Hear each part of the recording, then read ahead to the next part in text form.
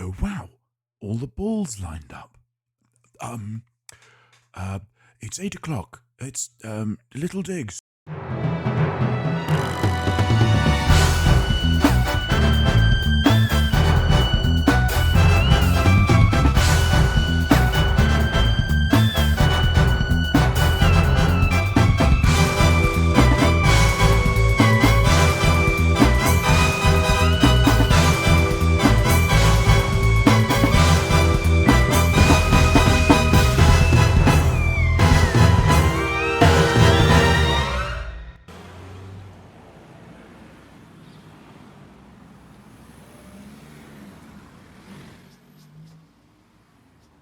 Ah, welcome. If you're looking for Jack, I think you'll find him in the guest lounge.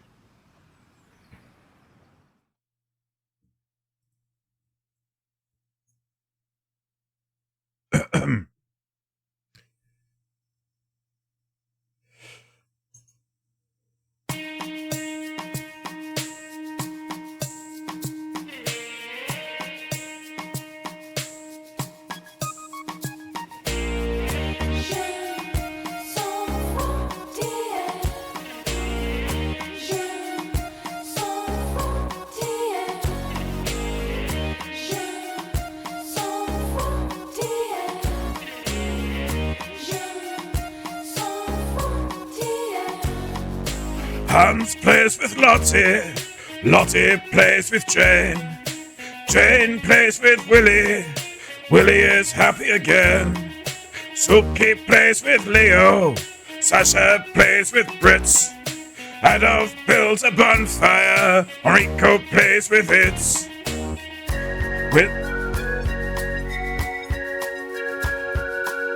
Whistling tunes, we hide in the dunes by the seaside.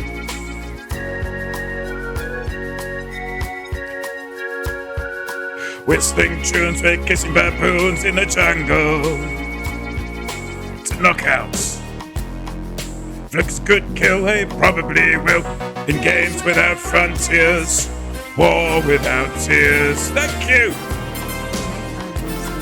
If looks could kill, they probably will. In games without frontiers, war without tears.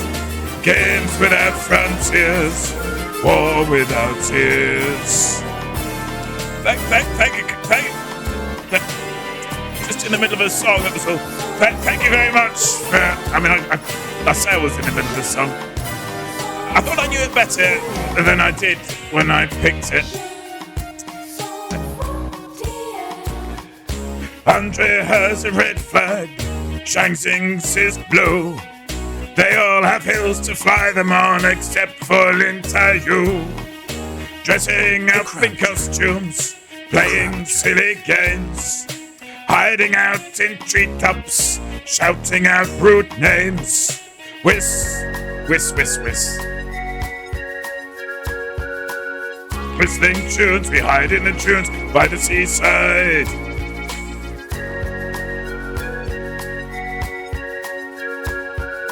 Whistling tunes, we're kissing baboons in the jungle. It's a knockout. If looks good, kill, they probably will. In games without frontiers, war without tears. If looks good, kill. If looks good, kill. If looks good, kill, they probably will. In games without frontiers, war without tears. Games without frontiers, war without tears.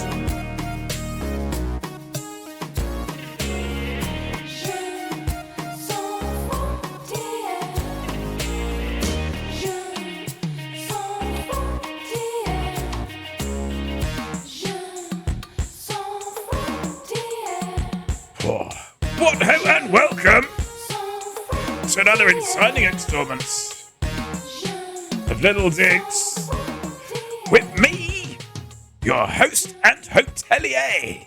Hotelier. Je ne sais pas.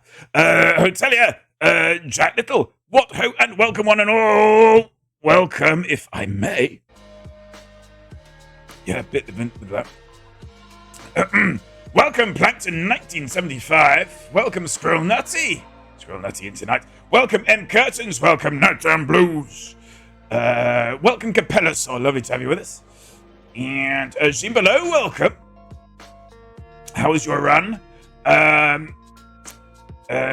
Stevo is in the house. Welcome, Matty Stevo. Nikki Dangerous is here. Hang on to your hats. Nikki steals hats. Tommy T. Turner is here. Welcome, Tommy T. Turner. Welcome, Millstone Barn. I feel like Kerrison 4 is here. But I don't know why. Smash or peas? There we go. Peas. Oh, smash. Peas. Peas. Smash. Peas. Peas. Peas. Smash. Smash. Lovely stuff. Lovely. Excuse me, I've just got to do a little sartorial arrangement. We've been a bit experimental lately here at Little Massive. Hello. Is that better?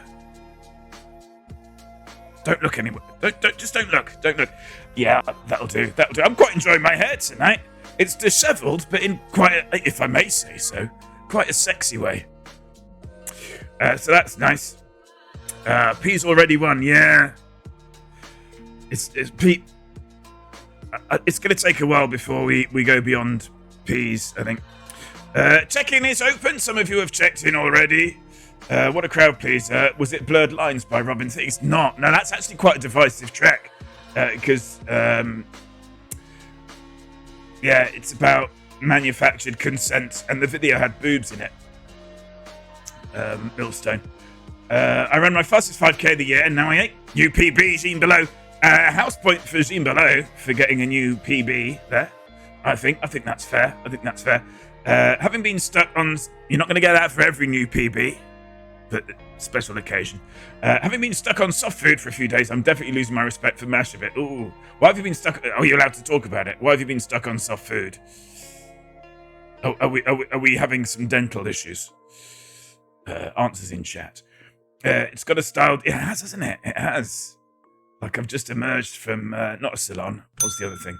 A pond. A pond. Like you just stepped out of a pond. Pond Selective. Do you remember those? Pond Selective. From the same people that brought you dragged backwards through a hedge. Did you watch that little skim? I wasn't able to, sadly. Very sadly. And he's deleted the VOD for whatever reason. Perhaps we'll never know. Boobs in a music video. I know, right? Whatever next. Well, as it turns out, full on, the act. Let's just call it the act and move on. I had my wisdom tooth. Oh, how was the extraction? I had a wisdom tooth out. I can't show you it because it's gone. But it was just. Oh, I can't show you. But. Yeah, I need to book a checkup. Actually, did he show his bazingas? He didn't show his bazingas. No. So yes, Zimino just won a house point for Aston. Lovely. Did that pop up? I hope that popped up. And hopefully Twitch will never know. Had all my teeth, all of your teeth out, Wolf. Blimey, Charlie. The extraction was super easy, fortunately, over in seconds. That's good. Mine took a little while, but I couldn't... It's quite amazing, isn't it? That because you get pumped full of stuff, and you're sort of told, aren't you? Or you'll feel some pressure. There'll be some pressure. You might feel some pressure. It's kind of like being pushed, just gently pushed. And they're in there for you a few seconds. To me, I felt like it was a minute. I felt like it was about a minute. Matty Steve added bourbon to the 3-minute window. Mr. Frightful, welcome in, Mr. Frightful. Did we welcome you properly, Wolfclaw? If not, welcome, Wolfclaw. Welcome. as the nerves in my gums are twisted around the roots of the... Whoa. They shouldn't be allowed to do that. Nerves, if you're watching, don't do that. Don't do that, it's not nice. Mine was done under general. Yeah, I'm not, pumped full of stuff. Giggity indeed. Giggity. I think it's for just a few seconds, felt like minutes. Wow. But yeah, the actual moment of the extraction, if you like, and I guess obviously because of the anaesthetic, I couldn't tell you when it happened. I was quite surprised that it had happened. Jack looks different, like he's lost weight or something. Maybe a haircut. I'm just a little bit more stylish in my dishevelement tonight. Any pain still, none during or since. Worst bit was the numbing injection. How bad was that? There's a thing that I noticed. I think it was first came along. I can't remember if it was the COVID jabs or the flu jabs, but it's a really interesting bit of psychology, if that is what it is. I think it is, because it's, if I'd have just heard it once and I wouldn't maybe think it was, but I've heard it frequently, I think, oh, that's like the thing. They tell you you'll feel a scratch. So they're reframing your experience of receiving the needle as being like just being scratched. Wowzers trousers. Nighttime Blues checked into 314. I felt like Nighttime Blues checked into 314 ages ago. But I could be wrong. The new lighting has brought colour to your cheeks. Ooh, maybe that's what it is. I once fell partially in love. I fell in love with a dental hygienist. But also that I experienced direct nerve stimulation is extreme cold. I read those because you're both green. I kind of read that like it was one bit of information. It wasn't. I found out halfway through my second root canal at the age of 30-some that I'd never, not once since my first visit to the dentist, been properly numb. Crikey. But also that I experienced direct nerve stimulation is extreme cold. Wow. That's so it was. So you was? Did you? This sounds stupid, but did you experience the extreme cold as pain? Was the extreme cold painful, or was it just a sensation? I guess is my question. Oh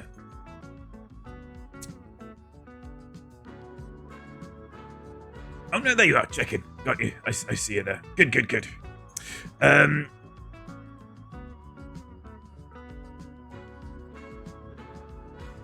And do help yourself to drinks from the fridge. Believe it or not, we've got I believe, have we? I'm not sure. This was all very last minute, but we might have a new mystery voice. I'm very satisfied with what I have. I mean, if I never do it again in my life, I've done it once. Well, title of my memoirs right there. Let's just have that again, because it's quite a quickie. I'm very satisfied with what I have. I mean, if I never do it again in my life, I've done it once. Not Michael J. Fox. We've done Michael J. Fox. Exclamation mark, old voice. If you want to remind yourself of what Michael J. Fox sounded like when he was the mystery voice. Well put. We didn't do a mystery drink video. This why it's not Simon Groom. I've met Simon Groom. That was in my drinking days that I met Simon Groom. It was an event to celebrate the 7th anniversary of Blue Peter. It was the same event in which I met Peter Simon. Peter Simon? No. Peter from Blue Peter. And Peter Green. Have you ever met Peter Capaldi? I've not met Peter Capaldi. Not Peter Stringfellow either. And I don't think I will now. I wonder if he got his wish. Peter Duncan. Thank you, Jean. Thank you. Peter Duncan, of course. It's not Kathleen Turner. It's not Simon Amstel. This is quite famous. I think I may have told this story before, but one of the standard things that you have to do in your audition to be a Blue Peter presenter is to do an item on trampolining. So they get a professional trampolinist in and a trampoline on the studio floor. And so the professional... I'm very satisfied with what I have. I mean, if I never do it again in my life, I've done it once. I've a jumperline, indeed. I believe they're called trampolines, but that's fine. Jumperline is fine. But yeah, so you know, the trampoline expert goes, right, this is how you do a trampolining, and then the host has to do a bit of the auditionee has to do a bit of trampolining, basically to show that they're up for it, to see how they cope with something. I would argue how they cope with something that's outside of their immediate skill set. And there was this one particular Blue Peter host who, when he was auditioning, left off from his CV, I believe, the fact that in his youth, he was an Olympic trampolinist. So when it got to that bit of the audition, he basically just nailed it. I don't know if he outperformed the trampolinist that they'd got in, but he was very good. And I was trying to explain to Simon Groom that I thought it was more interesting and probably more useful for the child viewer. For Simon Groom. Simon Groom was quite bad on the trampoline in his audition. But I think kids kind of need to see people fail in the pursuit of success, because that's a really useful life skill. Is to basically the idea, in order to be good at something, the best skill that you can have first and foremost is tolerating being rubbish at it. My lover's got no money.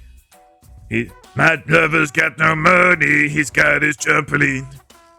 Lovely. How expensive was the trampoline? Dentist was very embarrassed and had a lot of questions because second root can... so same dentist both times. Wowzers trousers. It's not Peter Serafinovich. Olympic trampoline, sweet baby Jesus. Yeah. I feel like Nikki's on a different joke to everyone else, and I don't find out what it is. That's where I am with that. It's not Peter Perfect. I'm going to give it. It's only little. It's only short, isn't it? So let's give it another listen. I'm quite pleased with it. I'm very satisfied with what I have. I mean, if I never do it again in my life, I've done it once. I never do it again in my life. I've done it once. Oh. Lovely checking in there. Exclamation mark check in if you want to check in. Jean Below's just checked into room 303. I was drawing up floor plans. Do you want to see the floor plans for Little Digs? Very rough. Very rough. But I've got them here somewhere. People wondering how I fit 100 rooms into such a small hotel. And the truth is, you've only really seen it from the front.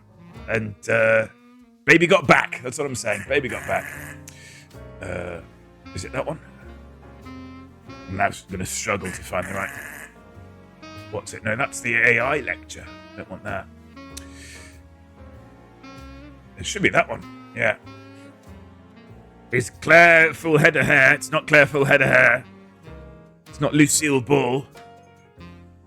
Neil Armstrong. He's talking about the moon, right? Excellent work, Tommy Turner. It's not Neil Armstrong. I should say as well that the system would have checked whether the mystery voice was Neil Armstrong - he's talking about the moon, right? ? Which it was never going to be. That was never going to win. But yeah. So just as a warning to everyone that anything if you do the name plus extra stuff, it's not going to work. Fanny Craddock. It's not Fanny Craddock. Yeah, I had a fall in the big freeze of 2010. Cracked my chin on the back bumper of the car. And cracked a lot of the luxury bones. Took about 5-6 years before it was all stabilised. Crikey. just gonna have a moment. Just gonna have a moment, Mr. Frightful.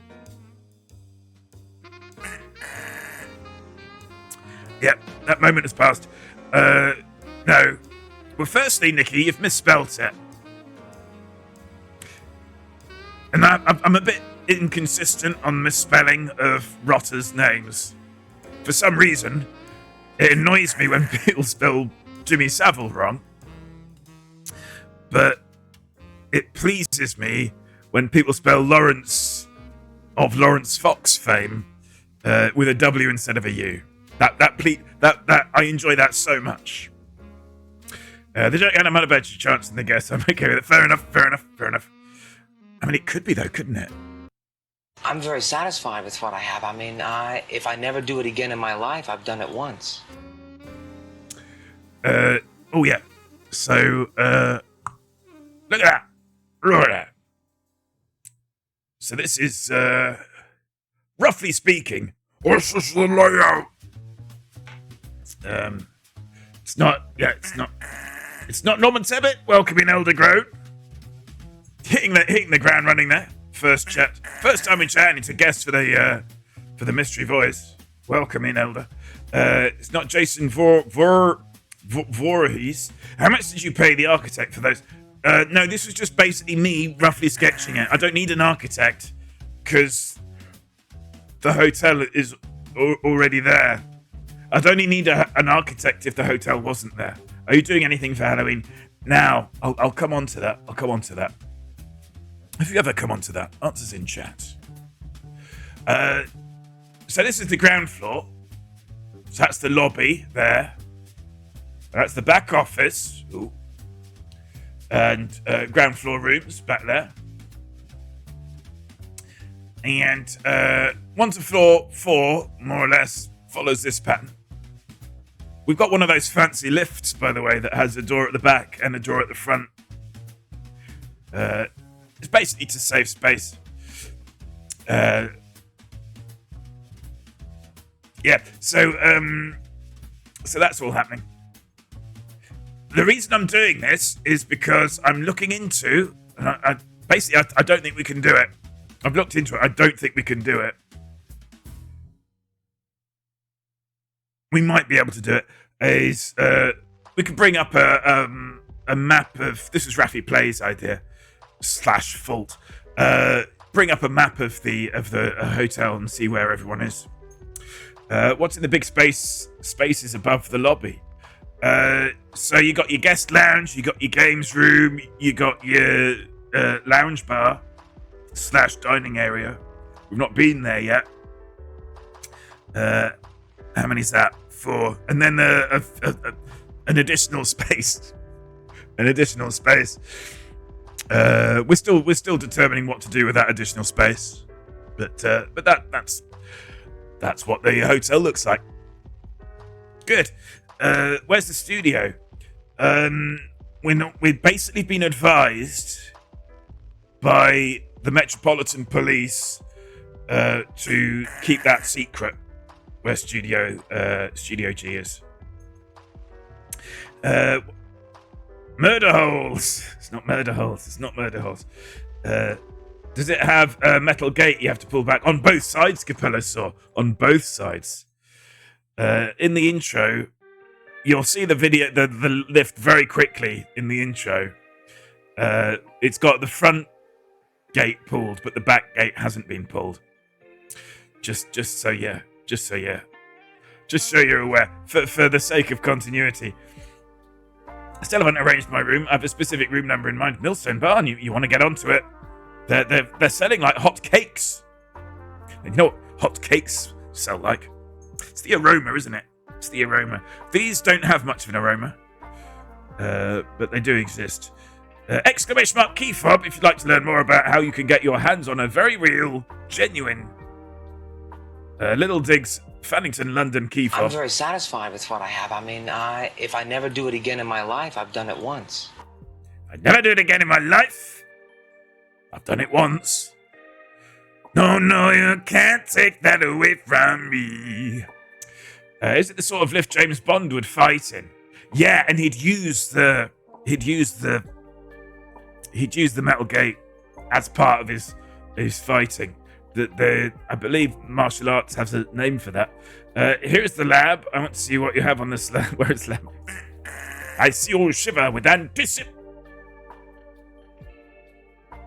So anyway, we're currently seeing a limited run of... Oh, yes. There it is. Yeah, £3 each plus £1.55 postage per purchase, not per key fob. Got to make that clear. Keith Ob, not Keith Ob, not Keith Ob. We couldn't get Keith Ob. I don't blame him, but I think his agent's kind of slightly overcooking the pudding on that one. I seen it. You're fond of me lobster. Capella saw intriguingly says this is such an androgynous voice. Ooh.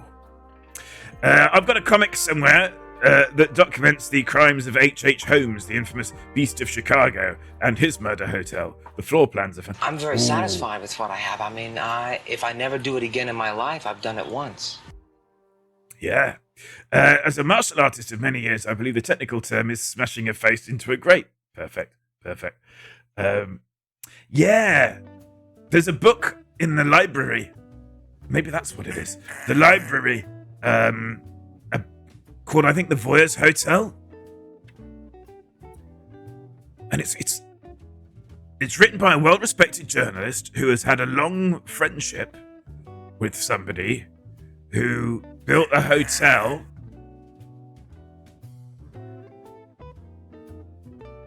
that essentially allows him to walk through access corridors and spy through all the grills on the guests.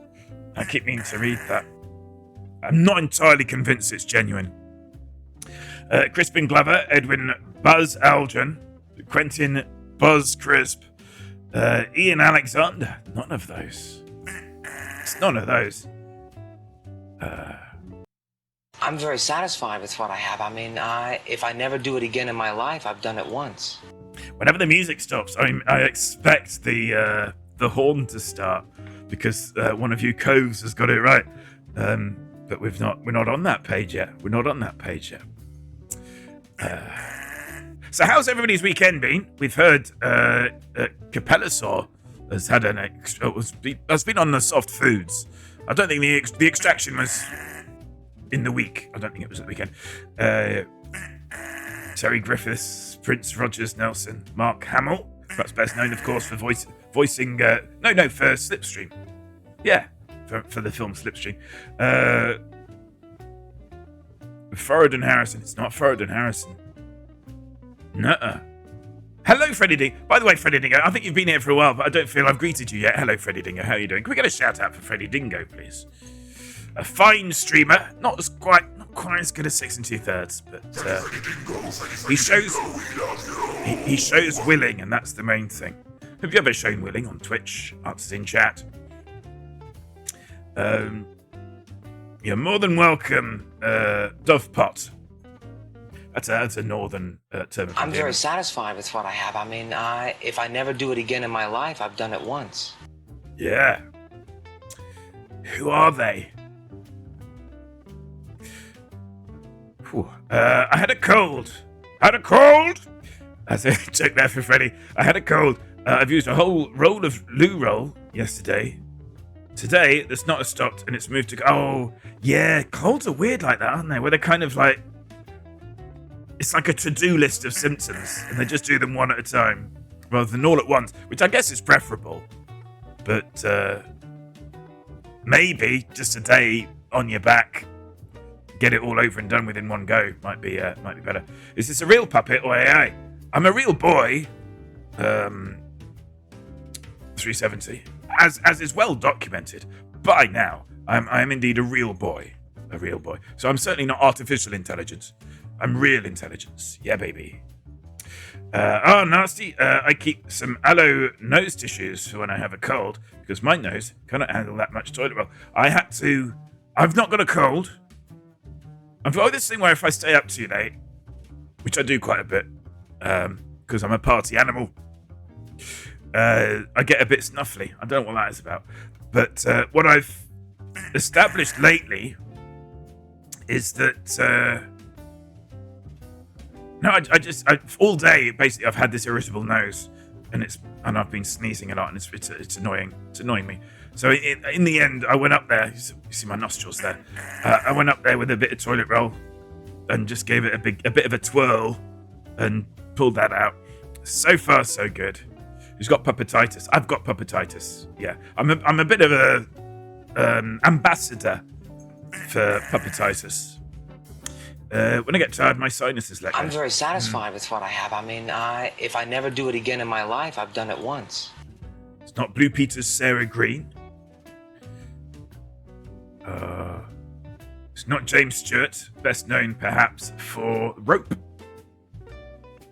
Invented rope. James Dean, you're tearing me apart. Lisa, it's not James. What I did there? It's not James Dean. Millstone. Oh, regarding the weekend, I popped down to London yesterday, spent money, came home. Considering my choices in life, well,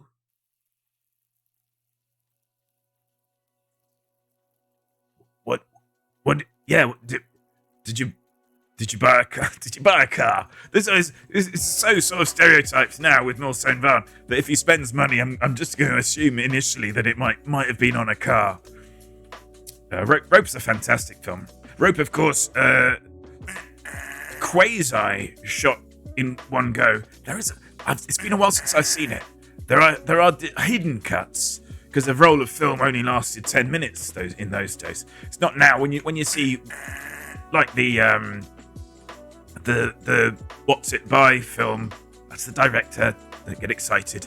Long Day's Journey into Night, which finishes with is it an hour? I think it's an hour long single take, and it's in 3D. Just phenomenal, and legit 1 hour as well. They've not like digitally edited it, which you get a lot of that these days in a one shot. Does it matter? Only if you can tell. That's my thought on that. There is something to be said for the neti pot. Usually you put the horrid thing away. I've got a bottle of saline spray. Yeah. Oh wow. Corey Hain, frogs. It's not frogs. Excellent guess, Langton. Is it Whacking Phoenix? The thing is, he pops up in so many different films, doesn't he? Owen Wilson, O.J. Simpson, Luke Wilson. Where was I? Anything fun? Rope. Oh yeah, but I think there are in at least one place, possibly two places. There are just full on edits, full on in-camera cuts. I'm sure. I'd have to watch it again.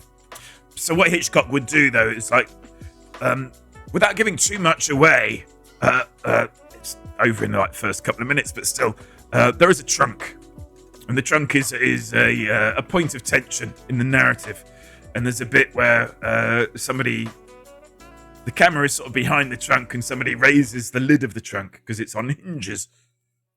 The lid of this trunk lifts it up, obscuring the camera, and then pulls the lid down. And essentially, when the lid comes down, it's a second reel. It's gone onto another reel by that point. So there's a hidden edits throughout. But I think there's like at least one or two edits that are just full on. I always found a bit weird. I think he just maybe found out that you couldn't find it.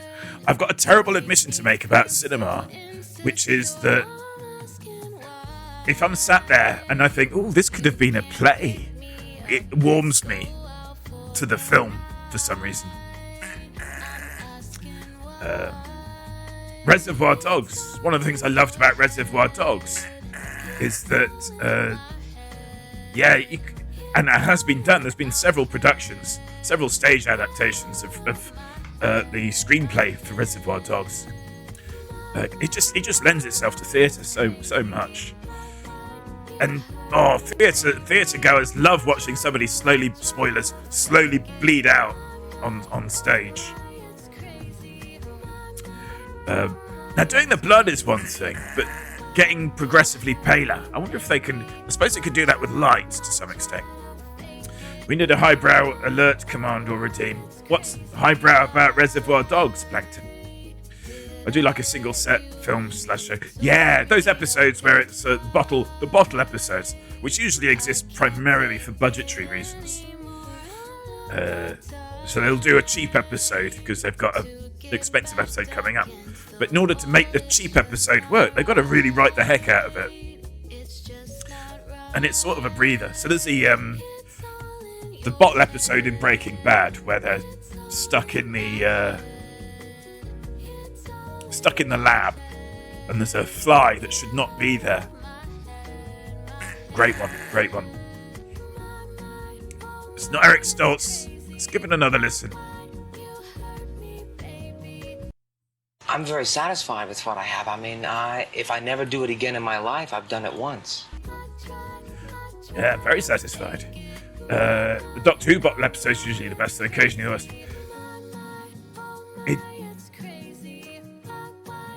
Doctor Who does the holiday episodes, which aren't quite the same as bottle episodes.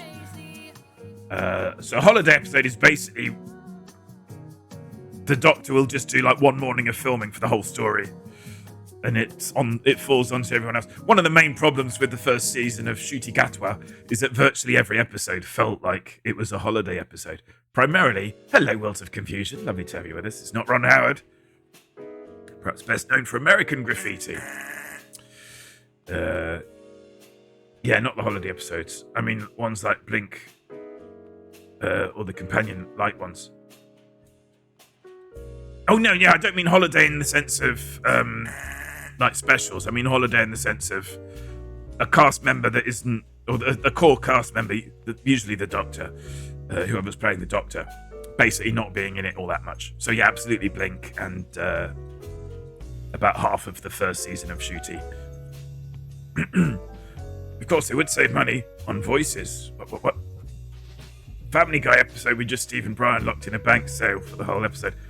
Bank safe. I need to see that. I do need to see that. One of my favourite episodes of any animated thing is the second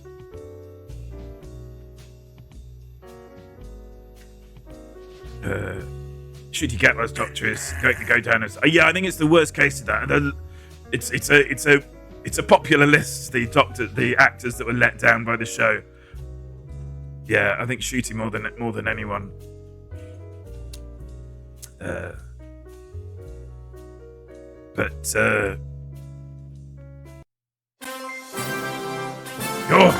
Boomerang has subscribed. Thank you very much, Boomerang. 8 months. 8 months. No streak. No streak. Did you notice that? No streak. Thank you very much, Boomer. That's too kind. Get sub, nerd. Quite right. I was in Boomer. Oh, sorry, there were more words and then I just stopped. I'll start again. I was in Boomer's stream. At the end of the day, sparkling water is still water. Earlier, because I may have caught the tail end of the Gimp stream, and he raided in. He raided into Boomer. I thought, that's a relief. That's a relief. I may have missed like a month because time. Yeah, don't worry about it. I'm only messing. It's not Thomas Cruise. It's not Thomas Hanks. Could do a shout out for Worlds of Confusion as well.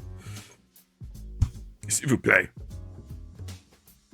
Specialist Paul is forever Lee with a big girl pants. Specialist Paul is forever Lee with a big girl pants on her face. Lovely. It's not Jar Jar Gabor. I want that book. Yeah. Yeah, no, my favourite. So, episode 2 of the animated series of Clerks does the other sort of saving money thing. So, you'll get your bottle episode, which is usually 1 or 2 characters locked up somewhere having to deal with stuff. One of the other forms is a load of characters sit around. Golden Girls used to do this. I think they did it at least twice. They just sit around and they talk about stuff that happened in previous episodes.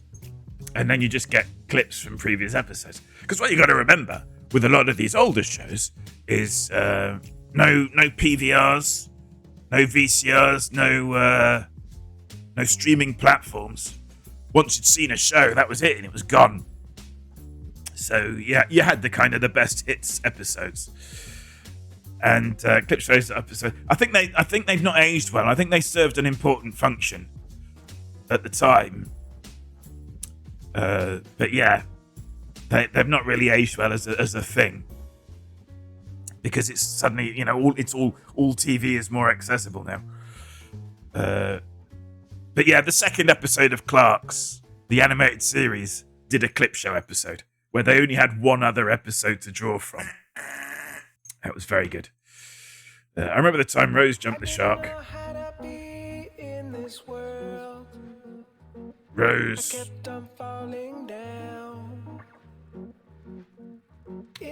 What, in Titanic?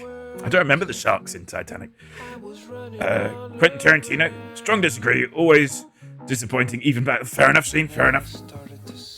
I like shows that show clips of things that didn't happen. I think Ricky and Morty did one. Yeah, that's fun. That's fun. And very, quite easier to do in something that's animated. Easier to do in something that's animated. Because it's sort of throwaway. You have this huge sort of scenario that's just thrown away. But if you're having to physically film it, it's a bit pricier, isn't it? Rose Doctor Who, maybe Rose Doctor Who. I thought, because Leonardo DiCaprio, I think it's spelled Caprio. First time I saw that was South Park. Old clip shows where something didn't happen. Yeah. We've got a whiteboard. Couldn't you believe it? It's 8:42. We've not brought the whiteboard on yet. I've got some very important things to talk about. I've not. But, I just like hanging out here chatting with you guys. Weekend catch-up. I think we're all over that, aren't we? Bujo.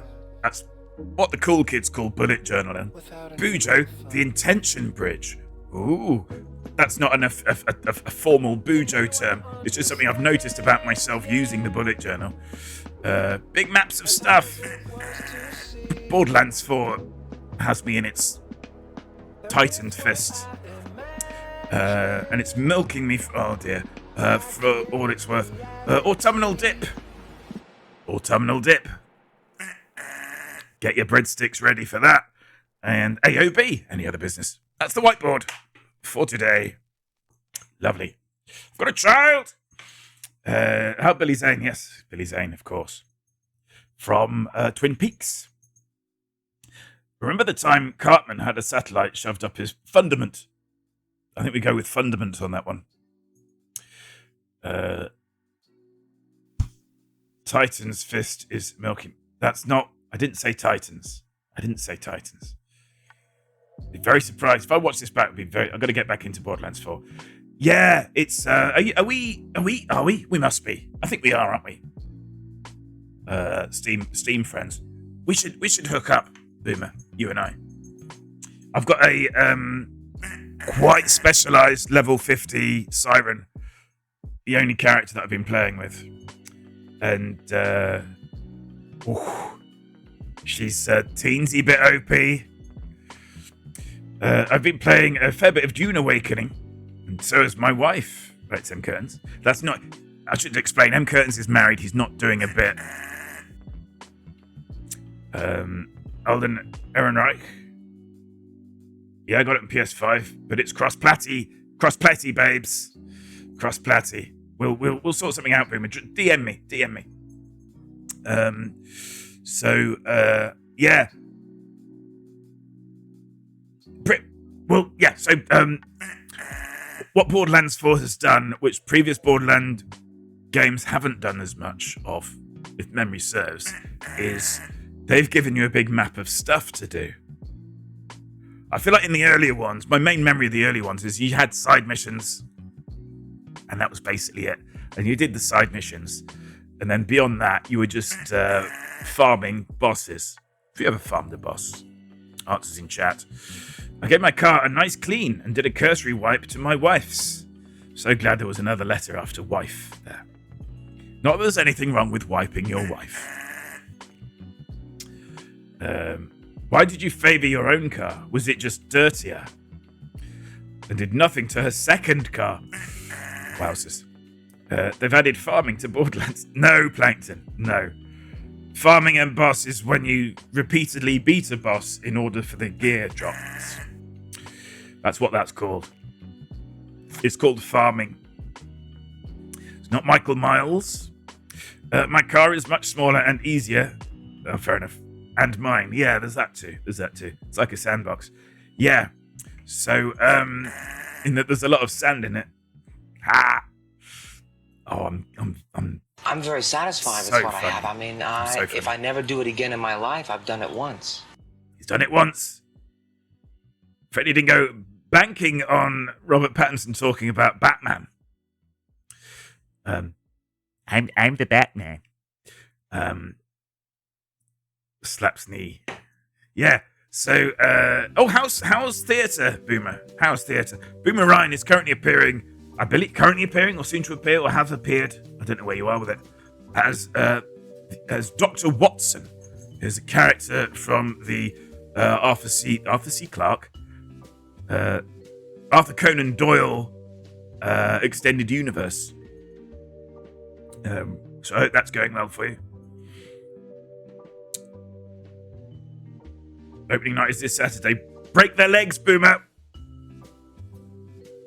Break their legs. Christopher Robin, hello, welcome in. Lovely to have you with us. We've got a new voice. We've got a new mystery voice, Christopher. It goes like this. I'm very satisfied with what I have. I mean, if I never do it again in my life, I've done it once. Who could it be? Arthur Conan the Barbarian. Arthur Conan O'Brien. Great Scott! That doesn't work. Great Scott. Does he say... I don't think Sherlock Holmes says Great Scott, does he? He does a lot of ejaculating. Does Sherlock Holmes.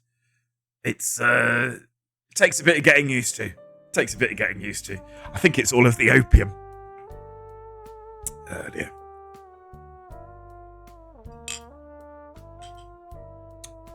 I'm an adult. Right. Oh man, this is heavy. There's that word again. Yeah. I'm sure he said Great Scott. It feels like he should have. Odds Bodkins. He loves an ejaculation, but don't we all? Sometimes they're necessary, aren't they? If you feel all of that tension building up, you just got to let it out. A lot of coping it. Either works. Lenny Bruce. Billy Crystal. We got a boat leaving Tuesday. Is that Lenny Bruce? I think so. Something I've noticed, really. So, friend of the stream, Stuart Lee, was interviewed by the lovely Gareth Edwards about Lenny Bruce. And whilst watching it, I've realised, and I don't quite... Well, I sort of understand why this has happened in my head. And I don't... it's spelt differently. I don't... There's an odd sort of cognitive dissonance with this. Because I know that they're different people. And I've always known that they're different people. But I realise that my mental notion of Lenny Bruce and my mental notion of Andy Kaufman is basically the same thing. And I think that's just because of their sort of status as legendary dead comedians. I think that's why that is. I should be seeing him in 3 days. Yes, Plankton's off to see. Yes, Stuart Lee. Well, the first time you see him, you probably won't actually understand him. It was very strange. I'll put it up. We won't look at it now because there's just too many layers by that point. But there's this chap. Was it Boomer Reacts? I think it's called. Not to be confused with our very own Boomer. But he's reacting to Stuart Lee. A Stuart Lee bit. He watches comedy videos, usually British comedy, and reacts to it because that's people like that. People like watching people react to things. I can relate.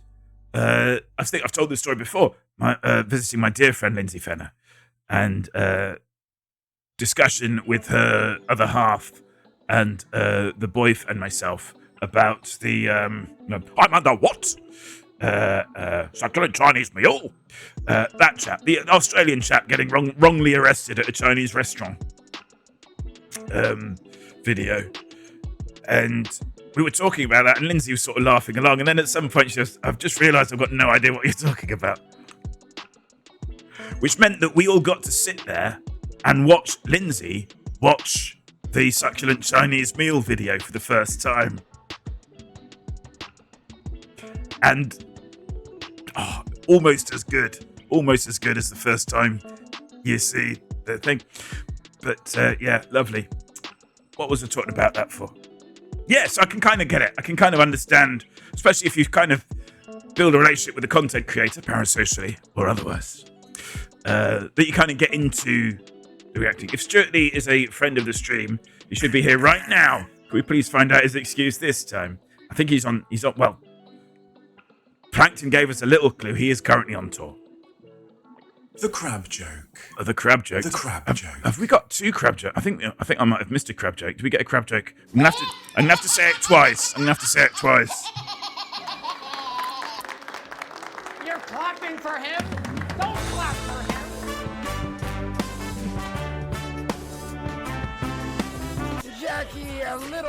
Jack Little, ha!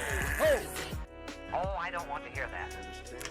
I was worried I was going to get fired from my job at the crab farm, but in the end, they just moved me sideways. I was worried I was going to get fired from my job at the crab farm, but in the end, they just moved me sideways. Yeah, I missed one earlier, so I hope the repetition didn't weaken it at all. What an extraordinary idea. You're clapping for him? Don't clap for him. Imagine that. World with no teacups. Freddie's on quite a delay because he's in his mum's bedroom. He knows out of business that is not yours, Jack Little. Well, you started it, Freddie. Where was I? By watching the stream in your mother's bedroom. It's not David Niven, perhaps best known for Casino I'm very Royale. satisfied with what I have. I mean, if I never do it again in my life, I've done it once. Very androgynous, isn't it? Every time I listen to it, I kind of like, yeah, could be a man, could be a woman, could be non-binary. It's a difficult read. Armando Iannucci. Frank Iannucci is double N double C, double I, and then an A and a U. An AU because you're golden. I often watch the stream from Freddie's mum's bedroom. Yeah, just after. It's not helping me narrow it down at all. Good. It's Whoopi Goldberg. That's a great guess. Whoopi Goldberg. Liberace. Frank, you go for the king. You better not miss. That's what I'm saying. Caitlyn Jenner. It's not Caitlyn Jenner. Where was I? Boomer. Oh yeah. So he's reacting to this bit.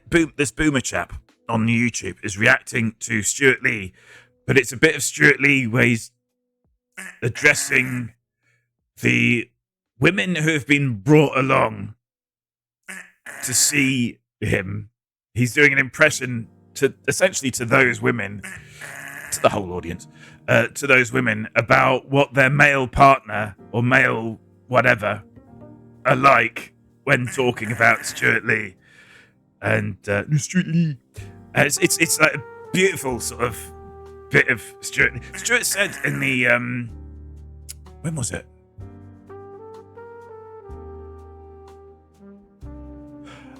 What I've done is I watched this video of him talking about Lester Bangs. Come on, man.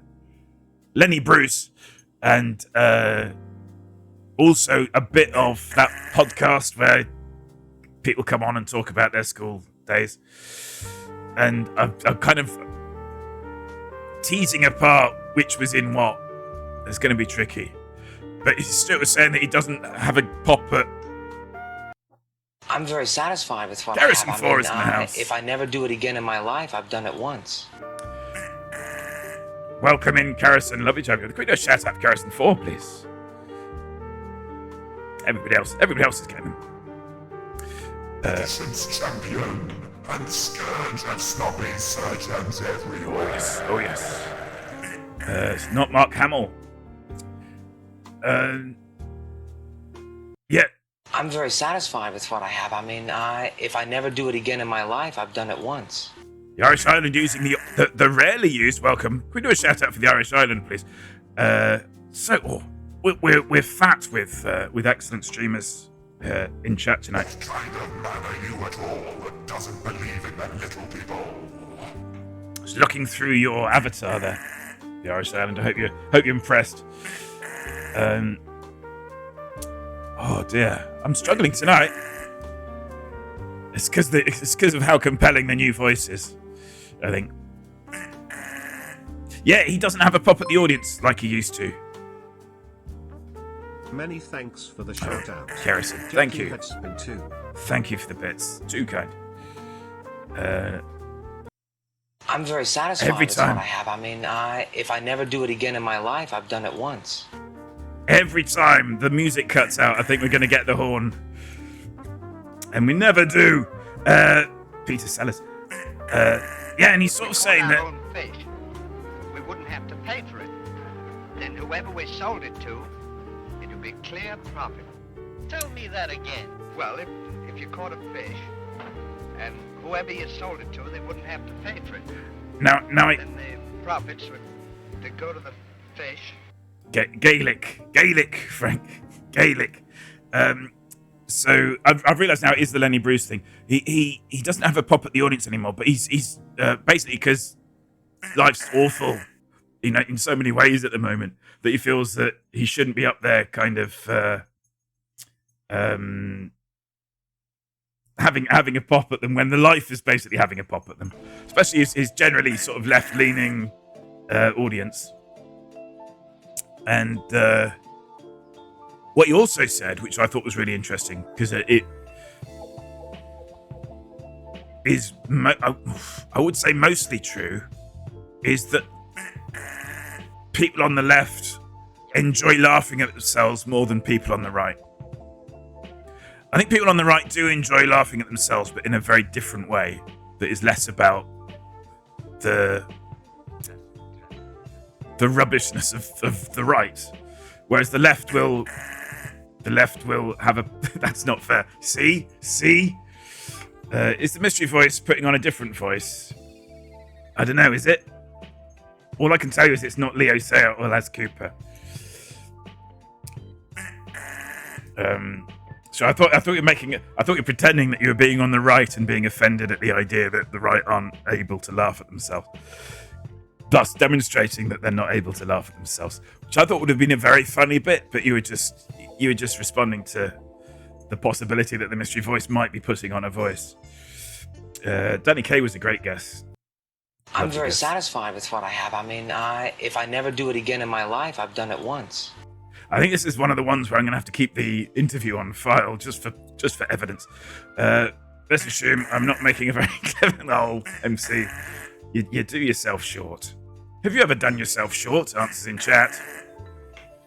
That's not Joe Pasquale. It's not. This is a very fruitful. I think this is the most voice guessy you've been for quite a while, chat. And I'm liking it. Oh, something else that happened. I was going to hold this back, but I'm not sure for what. Also, I'm not quite sure what the... It's being floated by the ghost at the moment, the Little Diggs poltergeist. Sometimes, as you know, the Little Diggs poltergeist makes things go a bit transparent. So I'm not sure what this is going to look like, but something arrived in the post.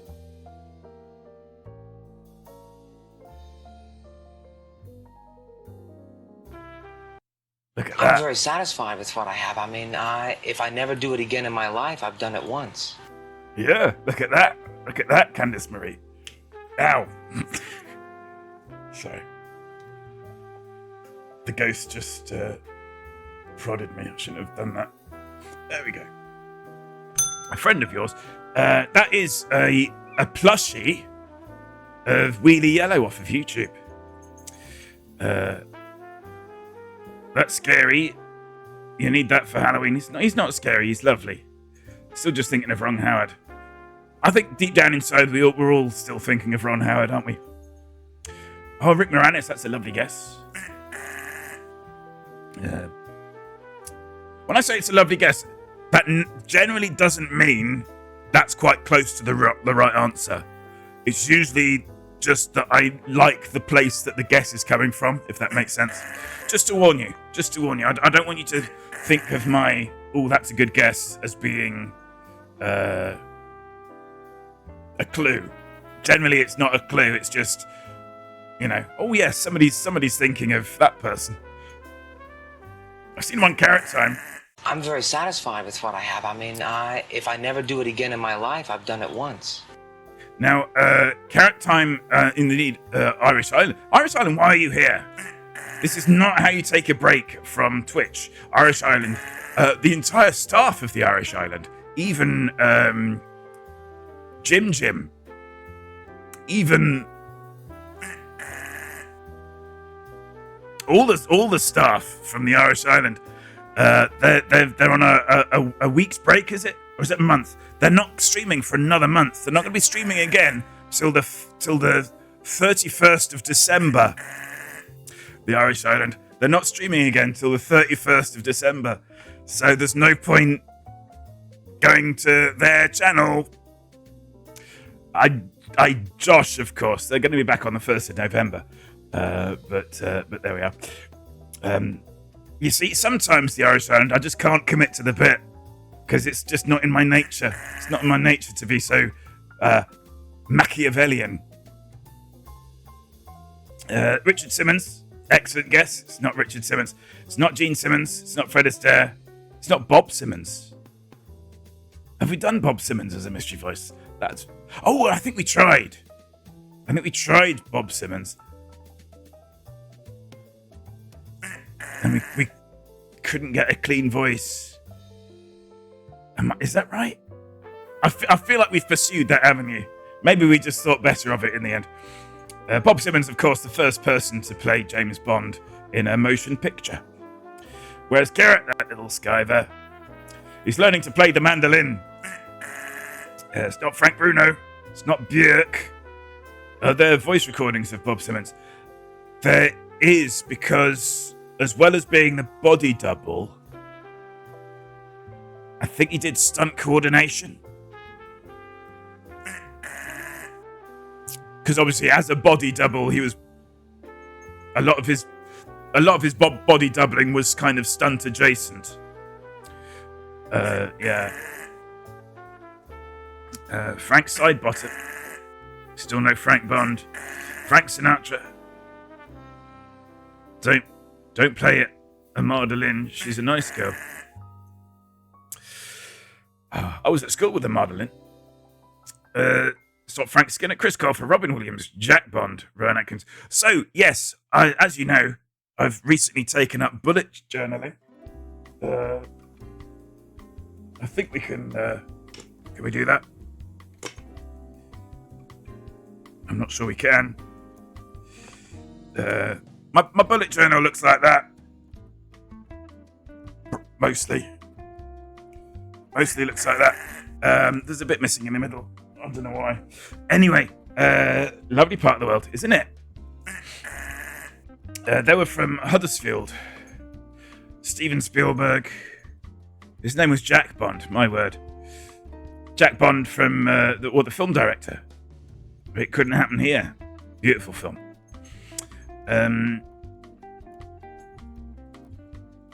Yeah, I've hugged Jack Bond. Who's the most famous person you've hugged?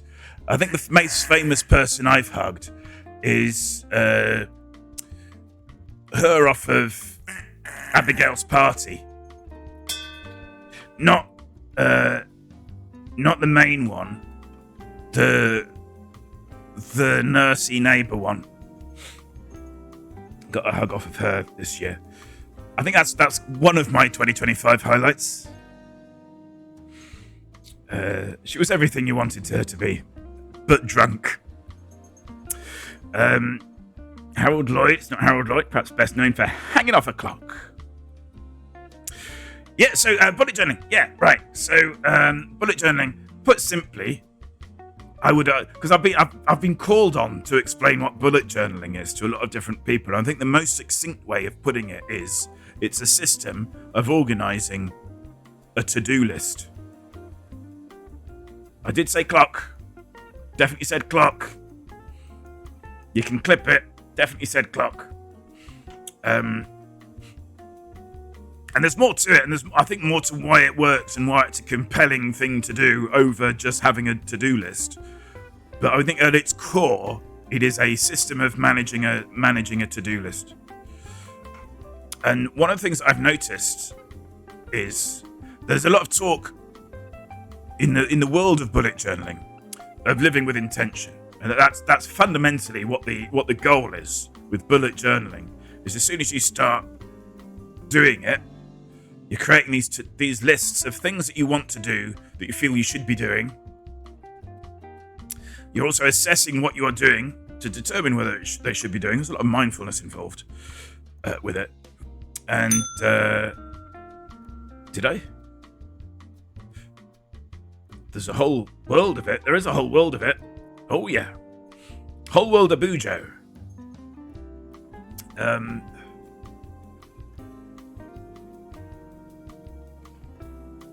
When you put something on the list, you're basically making a decision. I don't even want to say a commitment, because it's not really a commitment, because that's not how it works. But you're making a decision, a declaration to yourself that is something that you want to spend time doing. So if you like, the to-do list is a series of intentions.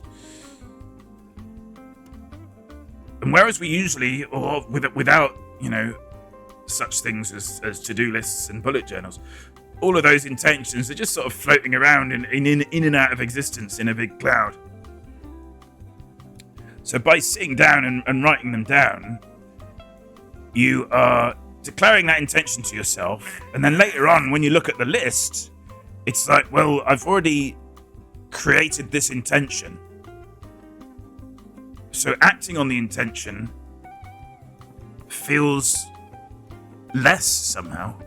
It feels like less of a deal because you've made that decision, and I'm thinking of that as a bridge of intention.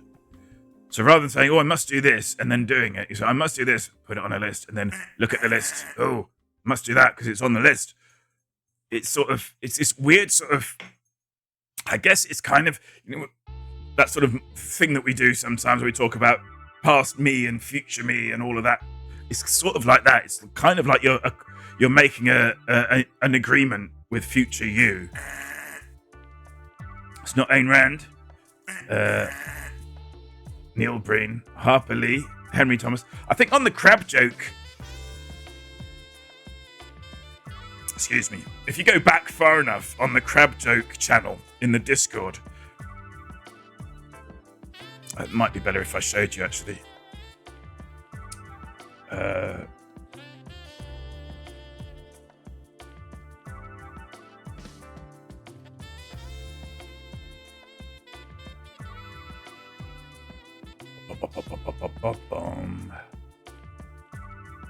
I think it's up quite a bit. Mainly because of Shitehawk. Oh, there we go.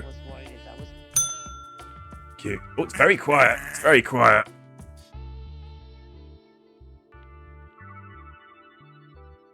It's very quiet. So I'm going to kill the music. And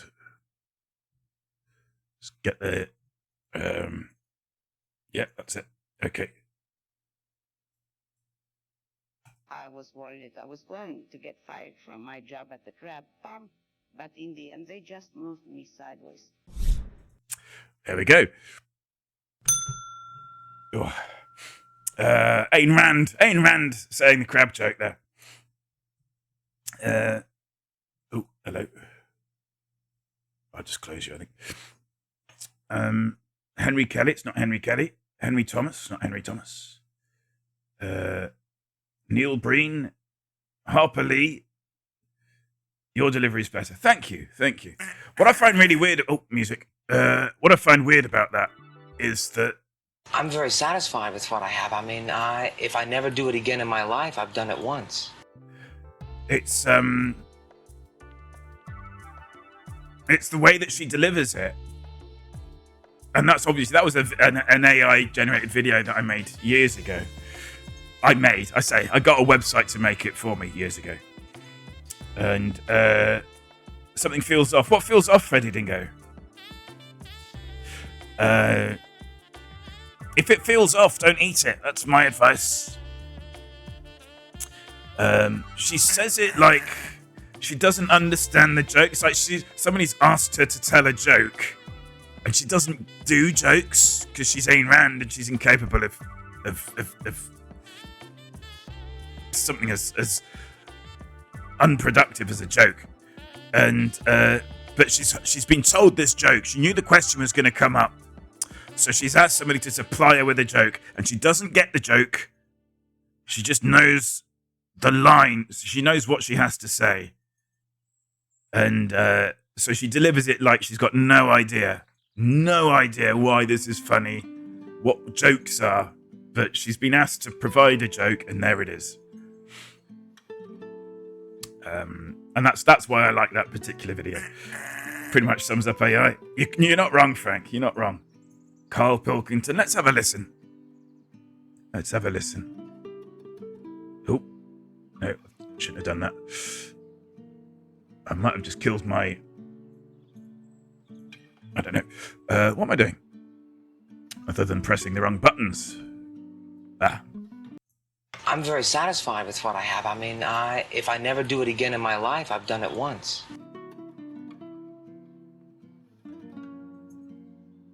So, Freddy Dingo has added a third thing to the 3-minute window list. You know what that means? It means a 3-minute window is now available. Hopefully, if everything's still working. Because we've had issues. We have had issues. Have you had issues? Sounds nothing like Carl Pilkington. Tommy Turner's redeemed 3-minute window. Freddy Dingo has redeemed 3-minute window because that really should have a cooldown, and it plainly doesn't. So I'll get onto that. That's going right into the Bujo. Oh yeah, so the thing about intention. One of the other things I do, I should say as well, productivity is a bit of a trap. I think we sort of wave productivity around like it's a good thing, but it's sort of a trap, and you've got to be careful with it. I think you've got to be careful about doing stuff. That's my advice. But what other advice have I got? Well, I've got this.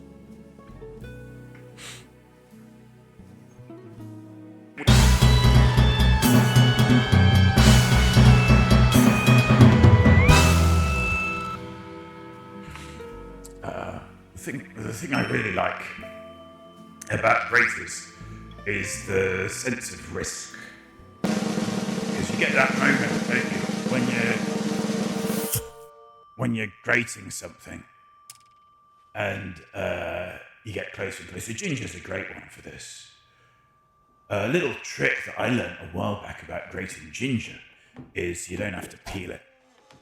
The skin of ginger is so fine that it just sort of disintegrates into whatever you're cooking, and there's no real flavour to it because there's nothing there very much at all. So you just ask Eldy. You just kind of you just grate through it, but what you end up with is like a big sort of flap of the skin of the ginger, and you end up kind of essentially rubbing that against the grater. I think that's when I feel most when I'm alive, is when I get to that point of grating ginger. Of course, one of the things you shouldn't do with ginger is to put it on people's nipples, especially male nipples, because God knows I'm thinking about this on Twitch. What was that film that him off of the Eurythmics did? Was it All Saints? And All Saints got a bit annoyed at the nude scenes and the insistence that somebody's nipples got sucked. So she put, and I don't quite, I worry about this, but she put chili powder on them before they went for a take, as a way of stating her discomfort with it. But I thought, wouldn't that bother? I went for a wee once having chops and chili, and that was very bad. That was very bad. And I imagine the same goes for nipples. I'd have thought. I'm not. It's not something I want to test really. And the other thing about nipples, of course, is that you generally get two of them, don't you? With one or two notable exceptions. So the character that Christopher Lee plays in The Man with the Golden Gun has three nipples. Isn't there a bit in there where there's a body double that has an extra nipple? Is that real, or have I just made that up? I know they do that similar gag with a second white cat, but Capella Sloth, for example, I believe she has more than two. And what else about nipples? What I was going to say. But the third nipples are usually quite peculiar. They don't quite. I guess because they're not really hanging out there. I know men have nipples because of fetuses kind of start out all proto-female, and then at some point some of them switch to being male. And that's how we end up with that. Lovely. Do I wait here? I can't remember if I wait here. Or if I just... No, I think I've got to... Yeah, because otherwise why would I have the button? Yeah.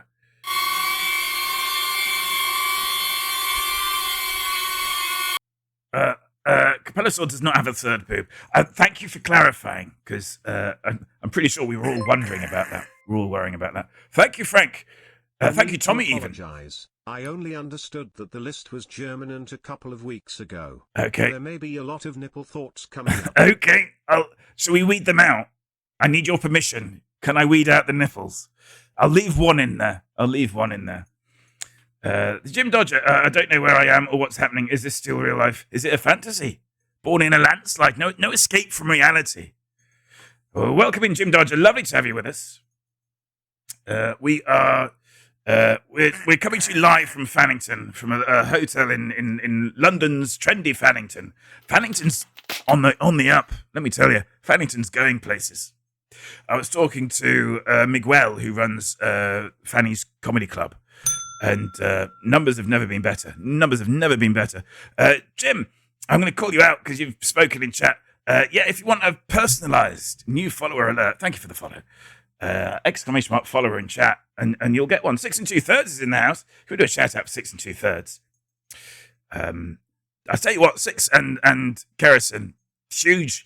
Holding up a mirror to the best version of you. As you know already, and if not, you will know.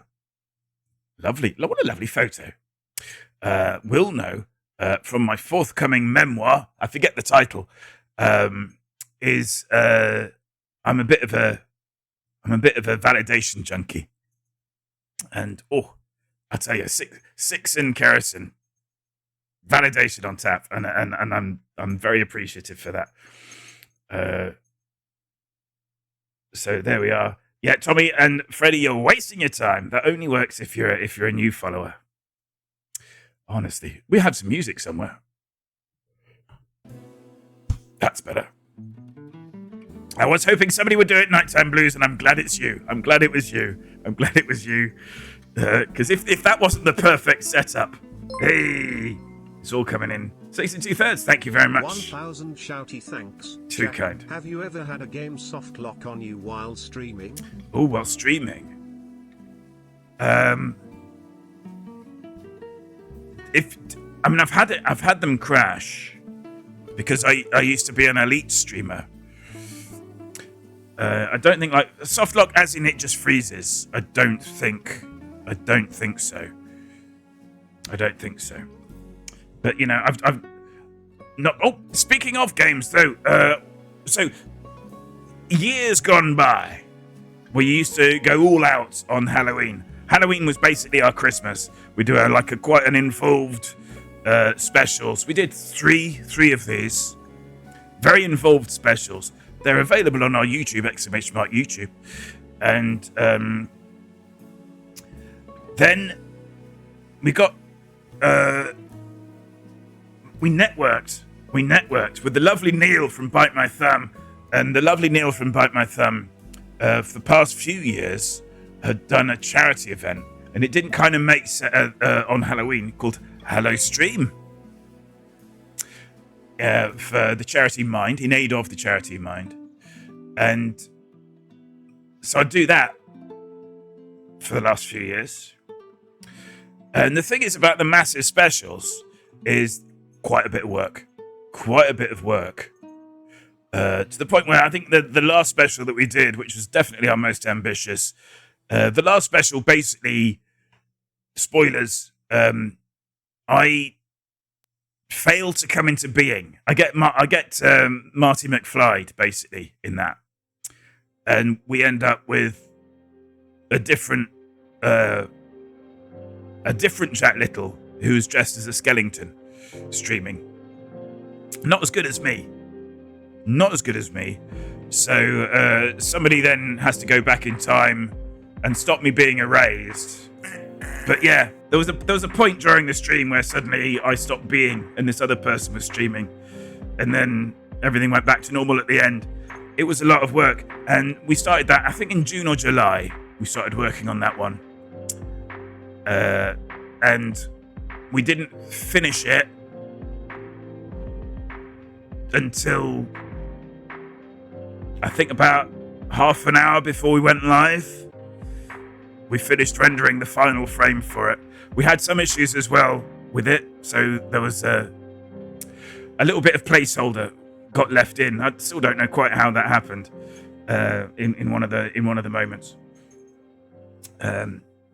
You always forget Australian Halloween, though. That's true. It's like Australian Christmas. I always forget Australian Christmas, which is, of course, June 24th, June 25th. Because they're on the south, aren't they? They're on the southern hemisphere, Australia. Impressive. Is it on the YouTubes? It is on the YouTubes, yeah. So we've got highlights of the first two streams we did. 2 Halloween specials we did. Although actually we did 4 technically. I can't remember if... Yeah, I think the 4th one's there as well. But I would say that the first one isn't really canon in the same way that the later ones are. I'd just like to say that Jack and the Gimp have done some such creative and imaginary things over the Tashash of all sorts, and it's not forgotten. Thank you, Mel. Thank you. It's very kind. Yeah, so we've got sort of cut downs of the first 2 specials. The third one, basically, if I'm honest, and I can be honest with you guys, I wasn't as happy with it as I'd like to be, even though it was colossally. I mean, we did amazing stuff in that. I'm not gonna completely poo my own work, but just wasn't quite happy with it. And I'd always sort of been minded to fix it, do a little bit of George Lucas on it, which I obviously never have done. So that's just the full length thing. But you might get more out of it if you watch the full 2 hours, if you can bear to. Commander Orange Phoenix, we get a shout out for Commander Orange Phoenix, please. Fine elite streamer. Never go George Lucas. I wouldn't go full Lucas. Never go full Lucas. Highest production value per viewer on Content creator. Yeah, I think per viewer is doing a lot of heavy lifting there. But we would, to be fair, I mean we did get numbers, not Twitch numbers, but definitely little massive numbers. So I was very pleased with that. So do give Orange Phoenix a follow if you are of an elite, dangerous persuasion, and for whatever reason have yet to follow him. Also, magnificent hair, Orange Phoenix. Every time I go on there, his hair seems to be more vibrant and alive than it was before. I don't know how long you can sustain that growth, as it were. Smash hello. peas? Smash, lovely. Smash, delicious. Peas. Smash. Peas. peas. Smash! Smash! Smash! Oh, smash heavy. Definitely smash heavy, that one. Is it Terry Gilliam? Let's have a listen. Let's have a look. It's been a while since we've heard it, so I think we'll probably do another one. I'm very satisfied with what I have. I mean, if I never do it again in my life, I've done it once. Such a lovely quote as well. The full Lucas didn't really live up to the full Monty. It didn't. I'm avoiding a very, slightly blue joke about that. Let's move on. It has to do with visibility. And that's as far as I'm going to go. We do have a mystery drink tonight. I'm not showing you it. We didn't do a video because of reasons. We didn't do a video because basically... so I'm reading Ulysses by James Joyce at the moment. And I'm about, I think, four Kindle hours and 20 minutes away from finishing. And I told myself I should read an hour today. And then I kind of left it a little bit late to start that hour, which meant I was doing the whiteboard and the new mystery voice at the hurry up. I know that Crispin Glover was guest, and I'm wrecked trying to accept that it's not Crispin Glover. I know. As soon as somebody guessed it, I thought, yeah, I can absolutely hear that. Absolutely hear Crispin Glover. It's not Jerry Lee Lewis. It's not... Of course, Crispin Glover did only do one Back to the Future film. When we all know what happened to the second one, which is that they basically got somebody up in a Crispin Glover mask to play Crispin Glover's Marty's dad. And then Crispin Glover, I think, threatened to sue. He started to sue them, and I think they came to an agreement. But the upshot of that trial, as I understand it, was likeness rights. So the idea of artists having likeness rights that you're not allowed to infringe upon came out of that court case.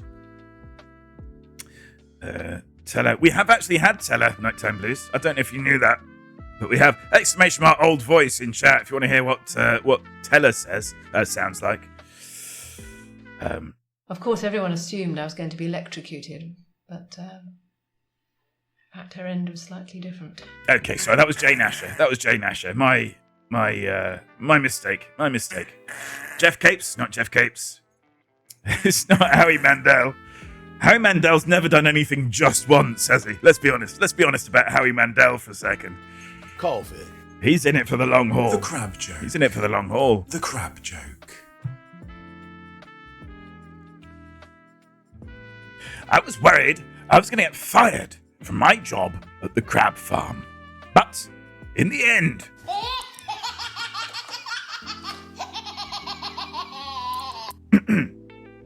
Could you not laugh, please? I'm trying to tell a joke. I was worried You're clapping for him? Don't clap for him! At the end of the day, sparkling water is still water. Don't heckle with a joke, James O'Brien. Even if it is one of mine. I was worried I was going to get fired from my job at the crab farm. But in the end, they just moved me sideways.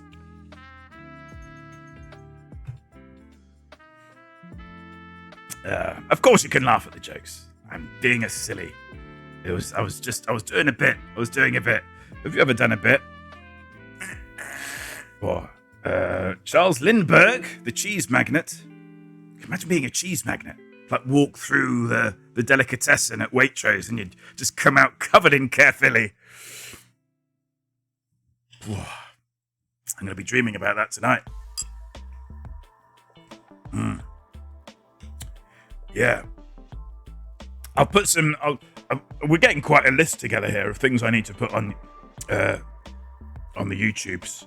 On the edutainment... What's it? Thing. Debris would be everywhere. Squirrel Nutty! House point for Squirrel Nutty.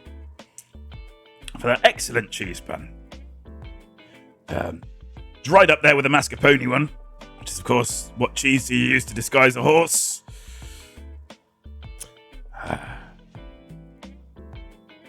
Cheese magnet would be great for fridges. It would.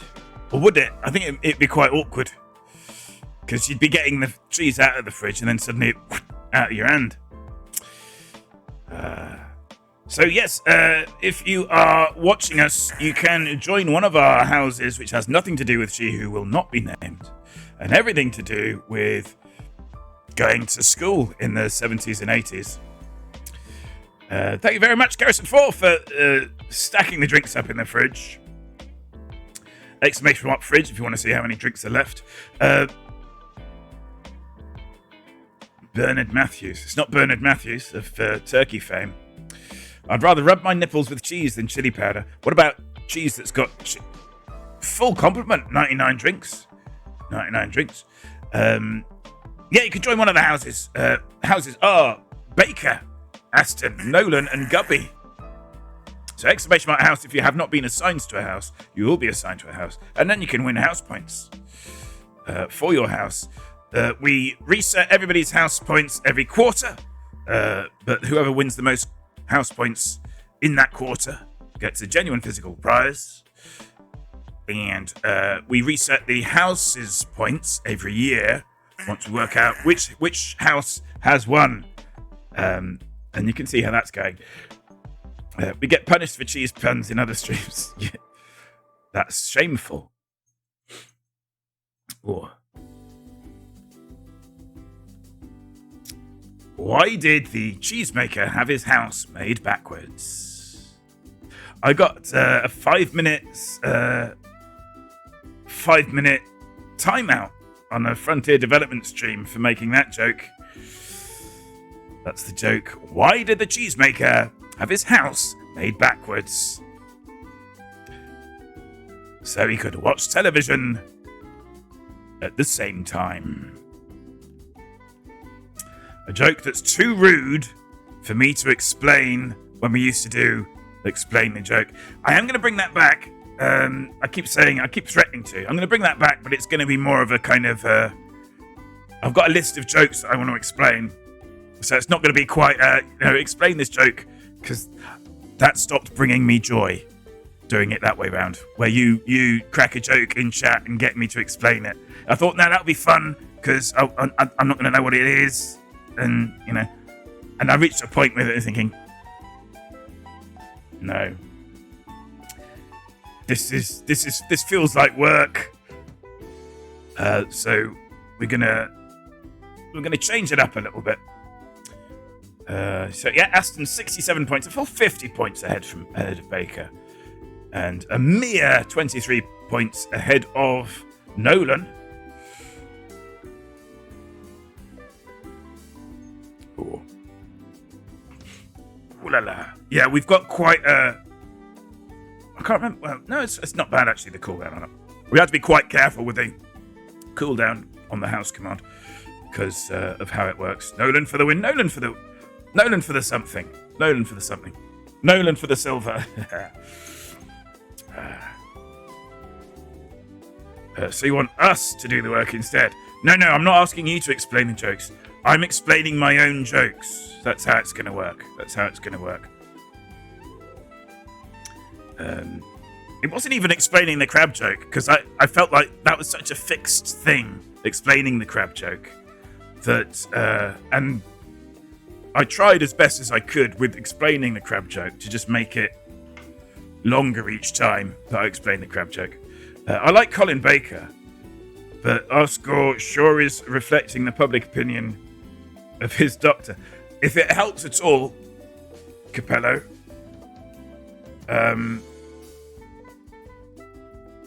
it's Cheryl Baker. Yeah. But yeah, so you might see on. Oh gosh, actually, I've got to go to the dark place, haven't I? I should have done that before. I'll add a little hashtag JLJ to a post or reply to one of my jokes on whatchamacallit, Hoojamaflip,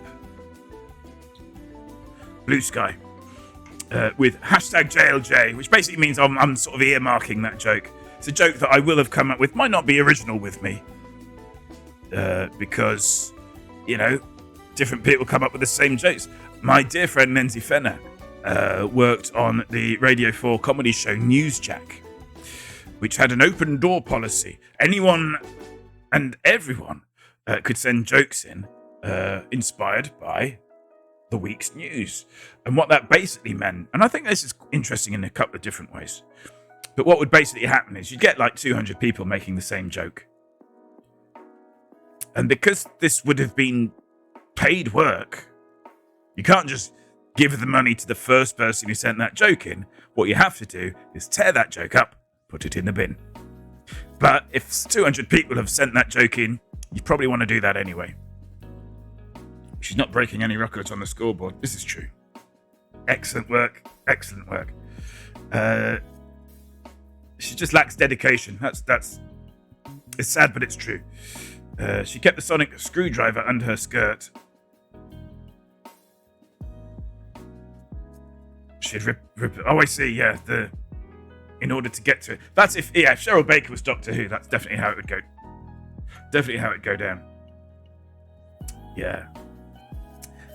There's that famous bit in Cheryl Baker's Genesis of the Daleks. The famous, making my mind up monologue. Yeah, I don't think I landed that joke well, did I? So the famous "Do I have that right?" speech from Genesis of the Daleks, Tom Baker, but with Cheryl Baker, it's making your mind up. Yeah. Never mind. Yeah, definitely an F in chat. That should play something! !F. How strange. Cheryl Baker would make a great Doctor Who. I think we need more women Doctor Who's. My worry is...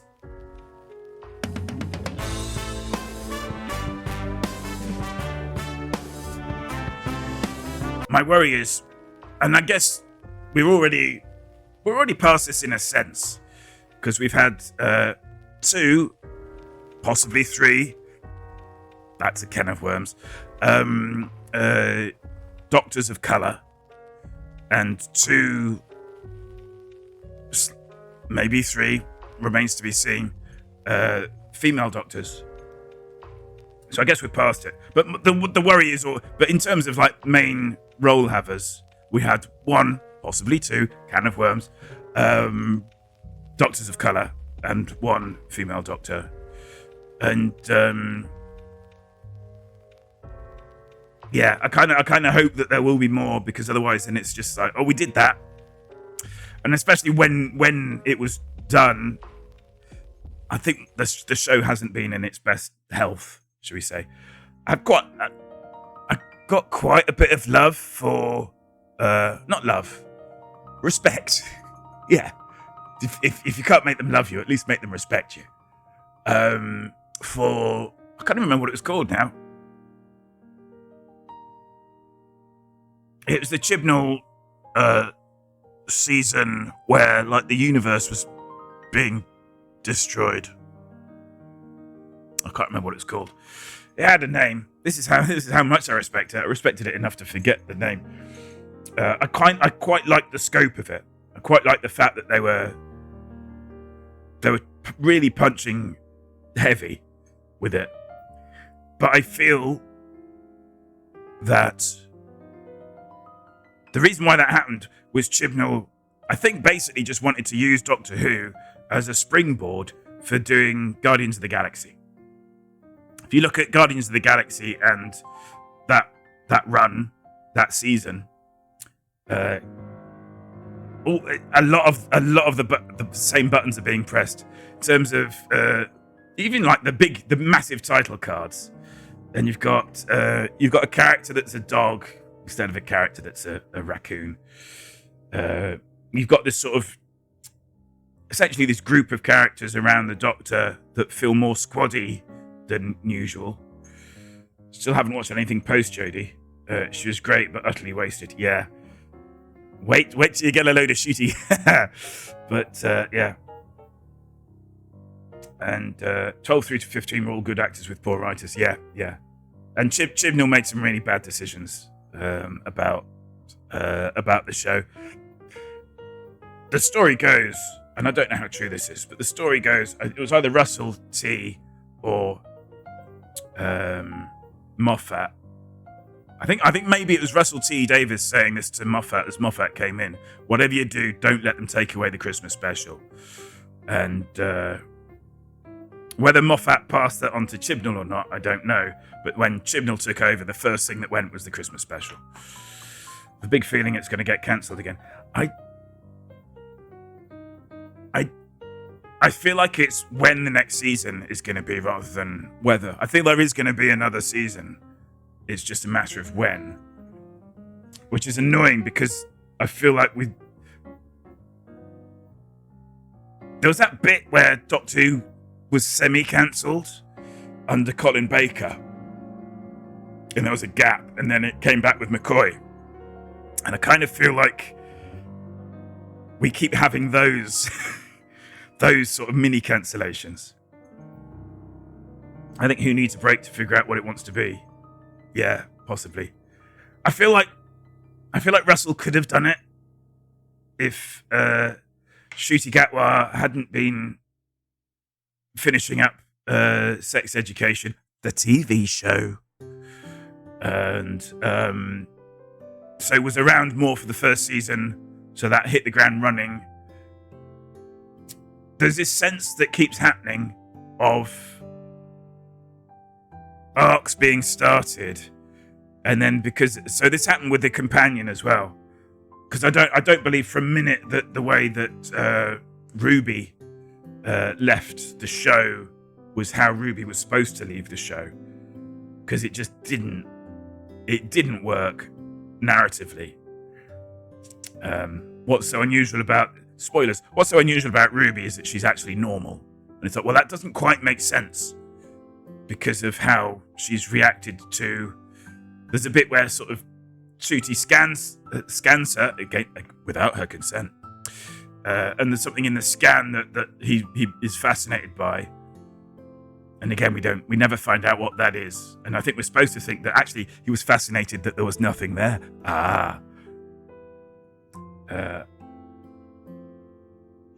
Well, that's not really the best way of starting a conversation now, is it?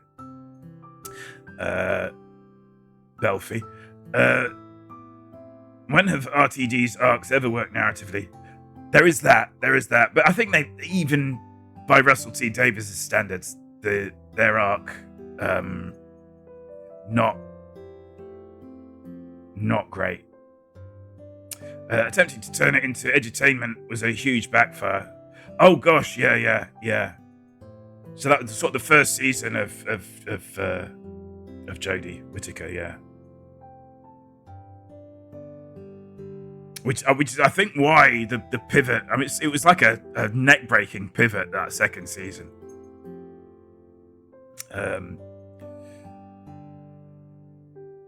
That's fine. If you want to hang out, you can hang out, Belfie. We're cool.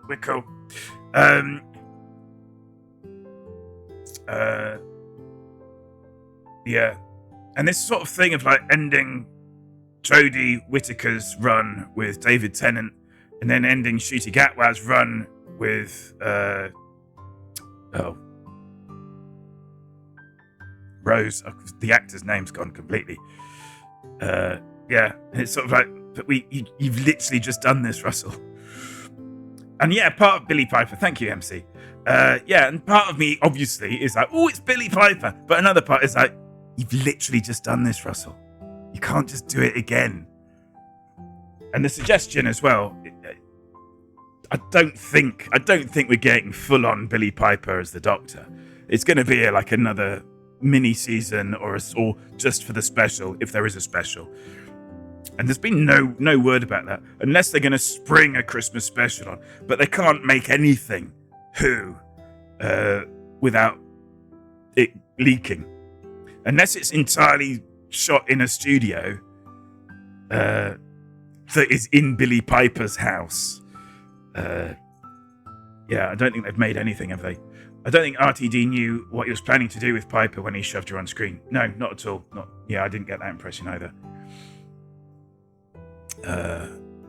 As ever, we travel in hope.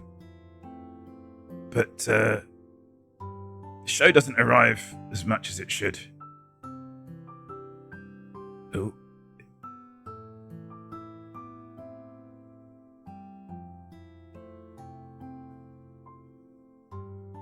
I'm not sure what that word is because I'm replacing it with when. It felt very much so. It's the Autobots stopped a post from Capellisaur, but I will read it. It felt very much like when Gatwa left. Who's in my phone book to call? Yeah. And she's always been very positive about the idea of returning. Is that quite hilarious? Possibly more than one. Videos where they put Eccleston. Didn't realise I couldn't swear. Oh, it's fine. It's a bit wayward, the swearing. What it is in what does and doesn't get through.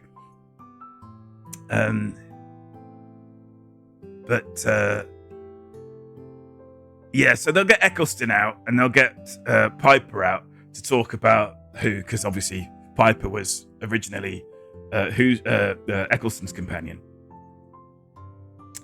And yeah, we're a mature stream primarily because I don't think all of this, the puppetitis and everything. My worry is that kids are going to come in, see me, assume I'm a puppet for some reason, and go, "Oh, yeah, you're a puppet," and then it's going to be, "Well, actually, I've been doing some bullet journaling, and I've come up with this notion about intention, where one makes an entry in the bullet journal. That's like one sort of acknowledging one's intention to do something, and then later on, when one finds a spare moment, one can look at one's intentions that are already there in the book. So it's sort of a what I call the intention bridge." I don't think that's what kids want from somebody with puppetitis. So that's why that's there primarily. That was an odd episode of Bodger and Badger, I'll grant you. It was very strange. Didn't even have much mashed potato in it. I should point out as well, to my detractors, I don't have 2 tractors. I was joking. I don't even have 1 tractor.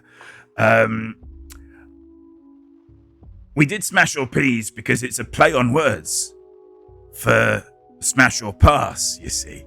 I thought, at some point, thinking about smash or pass, Smash or Peas came into my head, and I thought, we'll do that. And we've done it ever since. And then much later, I thought, I've got puppetitis. And Bodger and Badger, mashed potato. So I'm hoping that, Bodger sadly is no longer with us, so I don't think we're going to get sued. But I'm presuming that it's owned by somebody, right? It'll be fine. I think we're just distinct enough from Bodger and Badger. Just a tiny little cigarette paper between our offering here on Twitch and the offering of Bodger and Badger. Everybody knows Badger loves bullet journaling. Did you know Nicky Dangerous worked on Bodger and Badger? Oh, yes. I think I had heard that and then forgotten about it. Don't take that personally, though. But yes, kids hate peas. They do hate peas. Welcome, Paolo. Lovely to have you with us. Which is a joke I didn't get. Hello? Oh, Smash or Peas being Smash or Pass. Really? That's fine. 6 2/3. His handle is a coded way of doing the number of the beast. 666, you see? Because 2/3 as a decimal is 0.66 recurring. Or 0.667 if you want to ruin it. And it was only my decision one day to type 6 2/3 in 6 2/3 chat as a number that I got that. It was there all the time and I just didn't see it. Could have been Smash or Parsnip. Oh. Well, firstly, you can have mashed parsnip. Oh, God. If you have any idea how much I love parsnip. We always did marry, avoid. At least it wasn't kill. I always thought that was a bit extreme. I'm gonna say it. Shag, marry, or kill.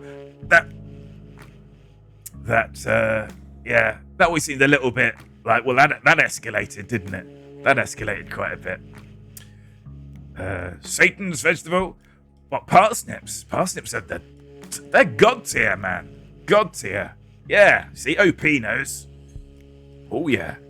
Yeah, I tell you what, if you ever want to win me over, just roast me up a load of parsnips and give me a plate of them hot. I would go to one of those, where is it, the working class go? Toby Carvery. I would go to a Toby's Carvery, and I'd just be like, this is a terrible simile. I'd be like the garlic bread dad at Pizza Hut buffet, if they still do buffets at Pizza Hut. I would be there persistently, just waiting for more parsnips to come out. Just keep Uncle Toby's Carvery. Yeah. The finest carvery that ever lived. Do you like gravy on your parsnips or any condiments? I like butter, primarily. Pizza Hut has gone to the wall, Jack. Has it? I'm glad that we didn't all do the joke. I know that a lot of them have closed, but is it just gone now? Closing stores if you want. All you can eat, go soon. I think the thing about the Pizza Hut all you can eat buffet is really it's just about having different types of pizza rather than one big pizza. Because I think one big pizza, you're done. Oh, yes, we had an Ask Eldy, didn't we? How long ago was Ask Eldy? It happened in a foolish time.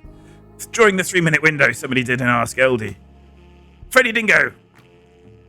It was you. You did it at a bad time. So you've only yourself to blame, really. But, okay. What's your question for LD? It's looking for investment, yeah. Oh, so it's not gone into receivership yet? Yet, he says. That's hopeful, isn't it? I've vowed never to go back to Pizza Hut 20 years ago, and it has worked. Yeah, you've slowly killed them. I got annoyed with Pizza Hut because they closed down... Oh, what was it called? Pizza Land? I think it was called Pizza Land, which is my favourite pizza restaurant. And they bought it to close it. Second time in 2 years. Oh, crikey. LD, is it too late for story time? I'll take that as a request. I will take that as a request. Okay. So I'll just get him up.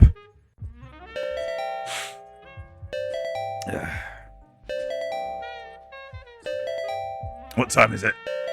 9:53. Oof. Okay. Hello, Jack. You would have me, do you? Okay, you really need to work on that phrasing. But yes, I suppose I would.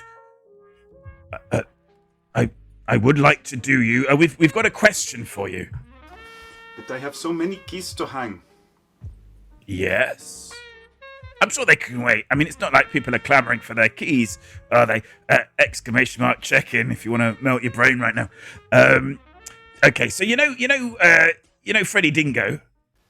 Yes, I'm afraid to say I do. Oh, he does. There's no arguing with that. Well, he's got a question. He wants to know, is it too late?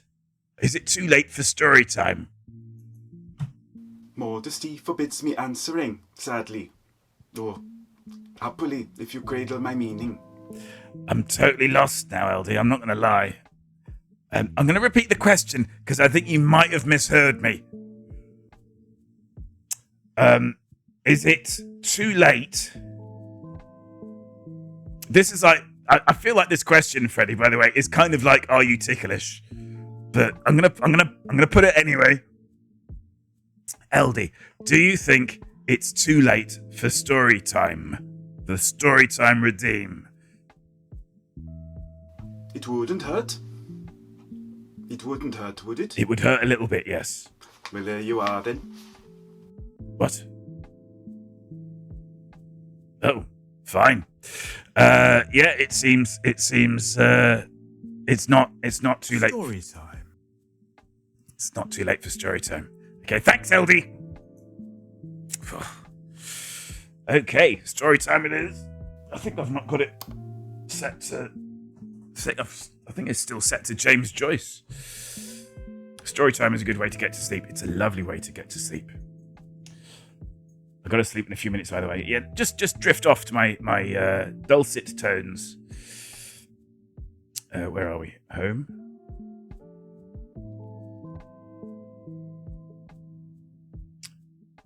Home. Henry Fielding.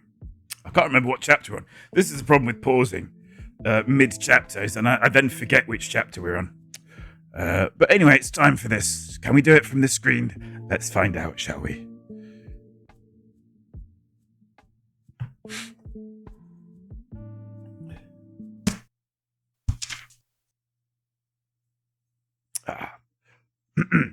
Joseph Andrews, Book 3, Chapter, 9 or something. Part 2. It's not really part 2. It's just that we paused halfway through.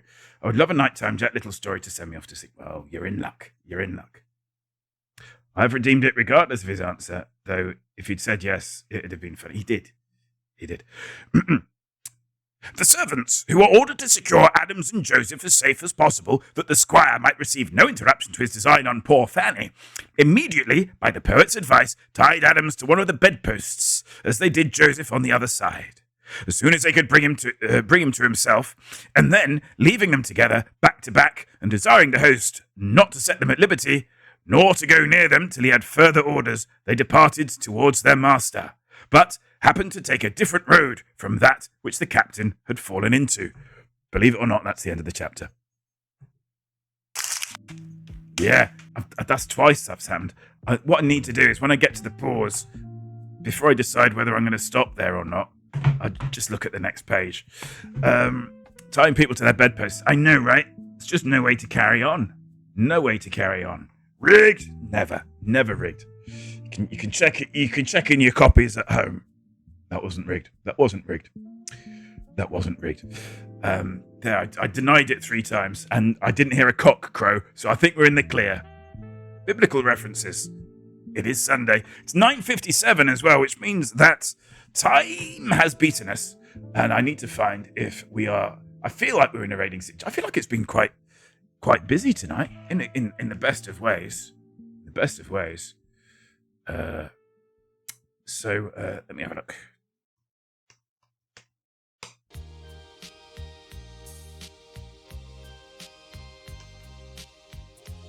So we'll see if we are raiding, who we are raiding. That's not how that worked. Okay. Channel, thank you.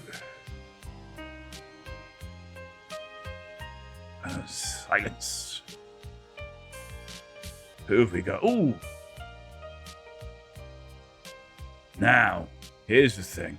I've been chatting with him today. We did raid him quite recently, but I think it's appropriate for us to raid him again.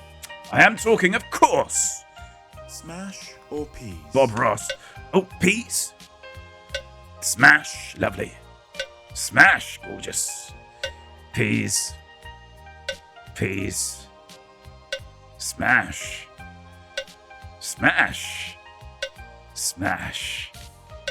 Peas. Smash.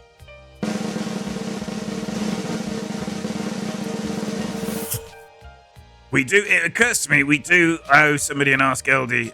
We will pick that up later, but not right now. And I will get a what's on that. Raid doesn't have a Q in it. It's just something I learned today. Doesn't have a Q in it. Let's get this typed in, and then we will do our thank yous. So, I would like, if I may, to thank the following people. I'd like to thank 6 2/3 and Kerosene 4 for the bits. Tommy T. Turner for the bits. I would like to thank... we had some follows tonight, didn't we? Who did we have follow?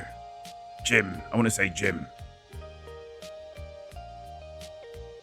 We had Nighttime Blues gifting a subscription to Capella, so thank you very kindly for that. Gene Below resubscribing. Lovely. We had a shout out from somebody when we went on, which is always lovely to see. And where are we? There we go, the Jim Dodger. It's a pun on Jammy Dodger. But Marks and Spencer's do the best ones. Jim Dodger, thank you very much for that follow. Yes, so another stream draws to a close. I'm going to do this properly this time. It was chaos last time.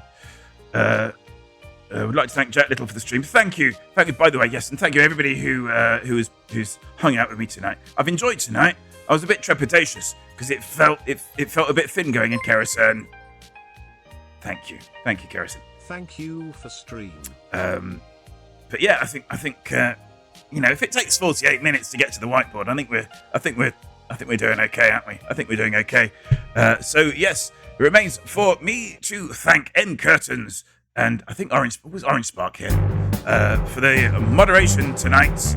I'd like to thank Steve Kirby for making me the man I am today. We'll be back on Tuesday with guest Mel Nipple, but until then, be excellent to yourselves, be excellent to each other, and toodles for noodles.